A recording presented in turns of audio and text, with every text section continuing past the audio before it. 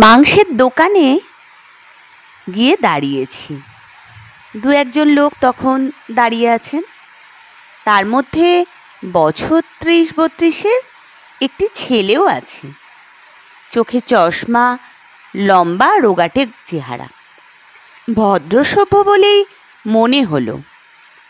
ছেলেটিকে বলতে শুনলাম, দাদা আমাকে 1 কেজি মাংস দেবেন।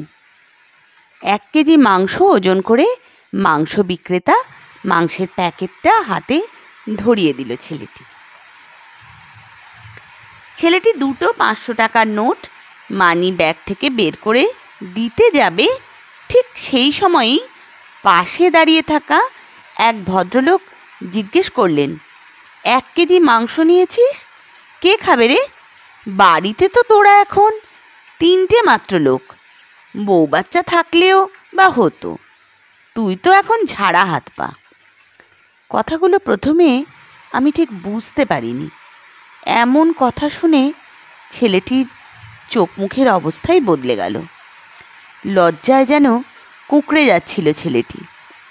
ঠিক কী বলা উচিত সেটাও যেন ঠিকমতো করে বুঝে উঠতে পারছিল না।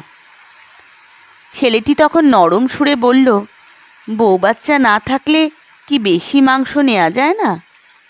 ভদ্রলোক বললেন, কেন নেওয়া যায় না? 3টে লোক তো, তাই বললাম। ছেলেটি আর উত্তর না দিয়েই বাইকে স্টার্ট দিয়ে বেরিয়ে গেল। মনে হলো যেন পালাতে পারলেই সে বাঁচে। মনে মনে আমি ভাবছিলাম, ছেলেটি বিয়ে করেনি বলেই এমন ধরনের খোঁচাটা দিল। খারাপ লাগছিল এমন অপ্রস্তুতেই ফেলার জন্য। সে যাই হোক, মাংস বিক্রেতাকে বললাম, দাদা আমাকে 1 কেজি দেবেন। আমি দাঁড়িয়ে আছি। ছেলেটি চলে যাওয়ার পর এদিকে ওই খোঁচা দেয়া ভদ্রলোক মাংস বিক্রেতাকে বললেন, একটু আগে যে মাংস নিয়ে গেল ছেলেটিকে চেনো? হ্যাঁ চিনি তো, আমার দোকানে আগে প্রায়ই আসতো, এবারে অনেক দিন পর দেখলাম। ভদ্রলোক এবার রসিয়ে রসিয়ে বলতে লাগলেন, আসবে কি করে, মালটার ডিভোর্স হয়ে গেছে। মানে ডিভোর্স হয়ে যাবে, কেস চলছে। সে মেয়ে তো 50 লাখ দাবি করেছে। মাংস বিক্রেতা কপালে চোখ তুলে বলল, 50 লাখ? ঠিকই করেছে, ওদের থেকে তো নেয়াই ভালো, আছে তো অনেক। আমাদের ক্লাবের ছাদটা ঢালাই করার জন্য একসময় 20,000 চেয়েছিলাম ওর বাবাকে। 2,000 ধরিয়ে দিয়ে বলল, আর দিতে পারবো না। আমরা নিইনি, বলল যা পারো করে নিও, আর এটাই সুযোগ। মেয়েটা বদমাস জানি, মিথ্যে কেস সাজিয়ে ফাঁসিয়েছে। আমরাও মেয়েটিকে বলেছি, তোমার পাশে আমরা আছি, হেল্প লাগলে বলো, তবে হ্যাঁ সামান্য পার্সেন্টেজ আমাদের ক্লাবকে দিলেই হবে। পরে ক্লাবে এসেছিল ছেলেটির বাবা, আমরা বলে দিয়েছি তোমাদের ঝামেলা তোমরা মেটাও। মাংস বিক্রেতা শুনে বলল, ছেলেটাকে তো বেশ নিরীহ বলেই মনে হলো, ভালো ছেলে তো, তার কপালে এমন হলো? ভদ্রলোক বললেন, ছেলেটা নিঃসন্দেহে ভালো, তবে ওদের অহংকারটা একটু ভাঙা দরকার আছে। অবাক হচ্ছিলাম, শুধু অবাক হচ্ছিলাম। ভদ্রলোক বলে মনে হলেও কথাগুলো শোনার পর ভদ্রলোককে ভদ্র বলে আর একটুও মনে হয়নি। অন্যকে বিপদে পড়তে দেখে যারা পৈশাচিক আনন্দ পায় তারা আসলে ভীষণ রকম অভদ্র। সত্যিই তো, পুরুষের পাশে কেউ থাকে না, পুরুষের বিপক্ষে সবার আগে গিয়ে দাঁড়ায় একজন পুরুষই। পথে ঘাটেও দেখি বিপদে পড়লে পুরুষের হয়ে কথা বলার কেউ নেই। পুরুষ সবসময়ই অসহায়। ছেলেটির কথা ভাবছিলাম তখন, তার মনের ওপর দিয়ে কতটা ঝড় বয়ে যাচ্ছে, সে যে কতটা অসহায় অবস্থার মধ্যে দিয়ে যাচ্ছে সব জেনেও একজন পুরুষকে খোঁচা দিচ্ছে আর একজন পুরুষ, আর এদিকে আমরা পুরুষ দিবস করে নেচে যাচ্ছি।